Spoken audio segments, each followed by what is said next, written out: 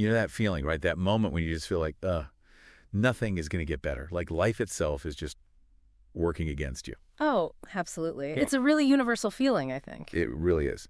That's actually where the journey of the creator behind our source material today began. So today we're doing a deep dive into some really powerful insights from a YouTube video. It's called Wanting Nothing Gives You Everything by Thewizardliz. Okay. And our mission really is to pull out some practical wisdom. How do you shift from feeling totally lost to, empowered? And this is straight from someone who's actually lived it. Mm-hmm. Liz talks about her own really low point. I mean, mentally failing, even though on the surface she had everything. Right. Constant nausea, losing a lot of weight, and this feeling that she, and this is her quote, couldn't continue living much longer. Wow. Yeah, it got so bad she booked a flight home to her family, first time in a year. Just needed that support, Yeah. That's the starting point for all this. It's pretty intense. Definitely sets the stage. So where does she start? Okay, let's unpack this. The very first thing Liz highlights is detachment and letting go. Now, that sounds simple, maybe almost cliche sometimes. Yeah. But what does she really mean by it? Well, the core idea she shares is kind of counterintuitive. It's that trying to control everything around you, life, people, what they do, it actually shows a lack of belief. A lack of belief. How So so? it creates this desperation.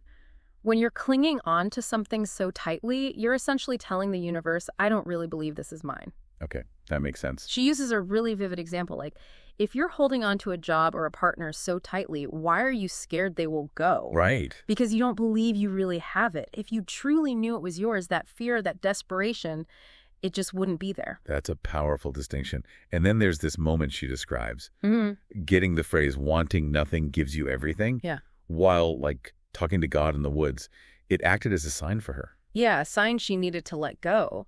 And that realization is huge because letting go allows you to call back your energy. All that energy you were spending trying to control things, it comes back to you. Back to yourself. Exactly. You start recognizing you are good. You have everything inside already. Love, abundance, money.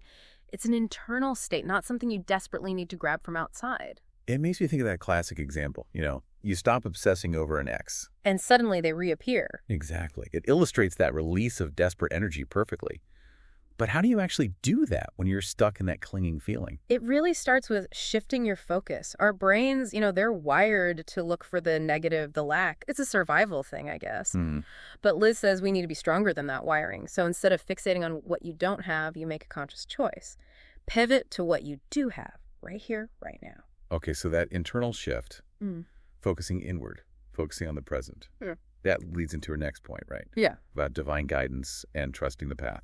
Yes, absolutely. She really believes that wherever you feel guided to go, that is your best path, even if it looks confusing at the time. And what about when things seem to go wrong, like losing someone?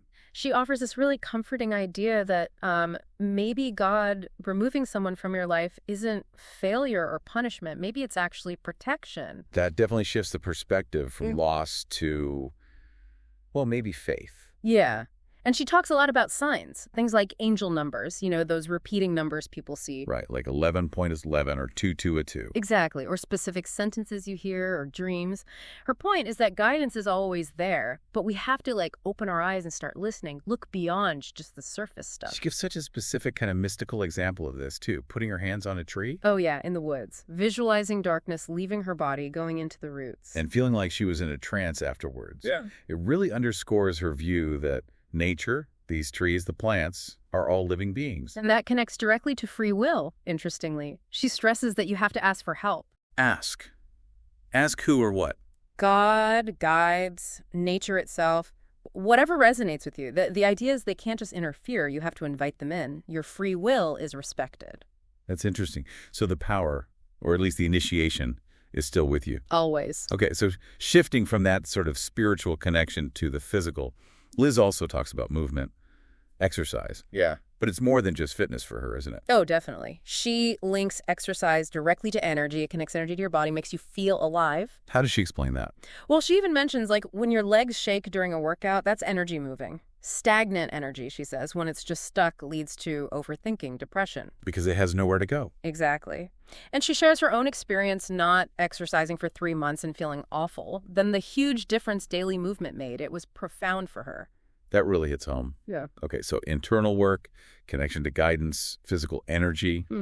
What about a relationship? She calls the people around you your roots. Why that term? It implies foundation, support, right. She emphasizes how crucial it is to be surrounded by people who genuinely love you, family, true friends. And she mentions her own family journey. Yeah, forgiving them for past mistakes, recognizing they'd grown too.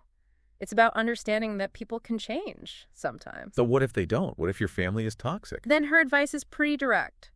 Create your own family. Find your tribe, is that true? Exactly. Find people who cheer for you, who want you to win. People where there's an equal give and exchange, where you build each other up, not drain each other. That's vital. And she gives a pretty stark warning about not having those roots, doesn't she? She does. She says a lack of supportive roots makes you an easy target for narcissists and sociopaths, vulnerable to control. Wow. So choosing your circle isn't just nice, it's protective. Absolutely. It's a form of self-love, really. Okay, so we've covered inner work, guidance, energy, support systems. This naturally leads to another huge theme for Liz, living in the present moment. Why is that so critical? So many of us get stuck elsewhere. We really do. She explains that almost all anxiety, all fear, comes from thinking about what might happen in the future or replaying the past. Things that we can't control. Right. The only thing you actually possess is right now. And by focusing fully on the present, she argues, that's where your power is. That's where you expand and create what you want. And this ties into manifestation, right? I know the deep dive mentioned connections to people like Joe Dispenza. How does Liz bridge that gap between the now and creating your reality? She explains it really clearly. If you keep living in past mistakes, dwelling on them, your brain just keeps recreating those patterns. Because that's where your focus is. Exactly. So instead, you need to feel what you want to manifest right now in the present. You have to embody it to become, as she says, magnetic to it. Can you give an example? Sure. Her example is, if you want to manifest love, start to become a loving person. You become love. You embody that feeling first before it shows up externally.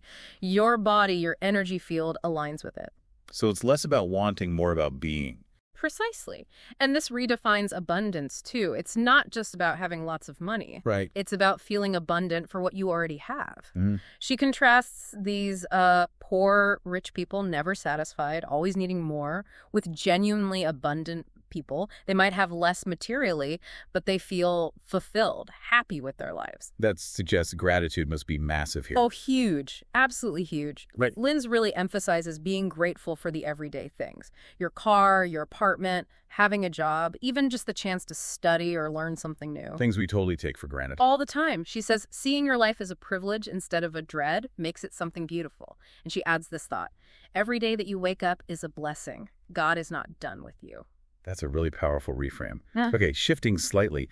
She has this really interesting take on hunger, too, doesn't she? Not just physical hunger. Yeah, it's quite unique. She talks about hunger for life. That feeling, that deep urge is a signal, she believes. A signal to create something bigger, more beautiful in your life. Not just a signal to, like, raid the fridge. Right. She contrasts that with eating disorders, which she interprets as a sign of a lack of hunger for life itself, almost like a refusal to fully engage. It's about understanding if it's true physical hunger or something deeper, an emotional void trying to be filled. We require some real self-awareness differentiating those. Okay, so embracing the now, feeling abundant, but life also involves endings, doesn't it? Yeah. How does Liz approach impermanence? She talks about recognizing when something or someone has served its purpose in your life. And it's not just romantic relationships. What else? Friendships, jobs, even the place you live, like a country. It can all serve its purpose. And trying to hold on to it when it's time to let go, she says it just crushes it. And crushes you in the process. So it's about acceptance. Acceptance, gratitude for the lesson, even the tough ones, and then consciously moving on, letting go gracefully. She also challenges those limiting beliefs like you can only have love or money. The scarcity mindset again. Exactly. She's like, why not both? Why limit yourself? Good question. Okay, so finally, maybe the most profound point. Liz says the moment you become okay with not being okay, that's when real growth happens. Why is facing the tough stuff so vital? Because running from negative emotions or trying to, like, demonize them, it just makes them bigger. They gain power in the shadows, you know? Yeah, they always catch up eventually. They always do. The only way to actually overcome them, to unlock that new version of yourself, is to face them head on. Feel them, but don't judge them. Just allow them. That sounds difficult. It is. But she stresses that these negative parts of ourselves need love the most, especially that inner child, right? The part carrying old wounds, old needs that were never met. If you keep running from yourself, how can you ever truly know yourself or heal? You can't, really. You really can't. So ultimately, Liz says all the answers are already inside you. You just need to quiet the external noise and listen to your own unconscious mind. And how do you access that? Writing things down helps. Like writing down your goals, your dream partner, that life in Hawaii, whatever it is, it makes the unconscious conscious of the goal. It empowers you to start creating it. So the power is always within. Always. As she puts it, you have the control to destroy your life and you have the control to fix your life. It's all up to you. No one else is coming to save you. Only you can save you. Wow. What an incredible journey we've just traced through these ideas.